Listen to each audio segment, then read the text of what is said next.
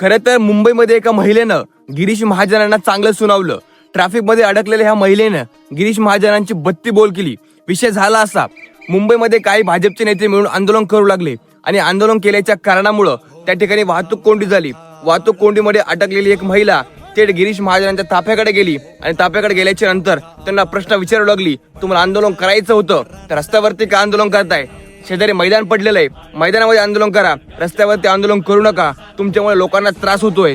काही लोकांना हॉस्पिटलमध्ये एमर्जन्सी जायचंय, त्या लोकांना त्रास होतोय. खरं तर मला सांगायचं फक्त एकच आहे की ज्या पद्धतीनं या महिलेने आवाज उठवला किंवा ज्या पद्धतीनं या महिलेने त्या गिरीश महाजनांना प्रश्न विचारला, त्याच पद्धतीनं जर सर्वसामान्य लोकांनी इथल्या राजकारणी लोकांना प्रश्न विचारला तर आपला देश हुकुमशाहीकडे जाणार नाही. तुमच्या राजाला साथ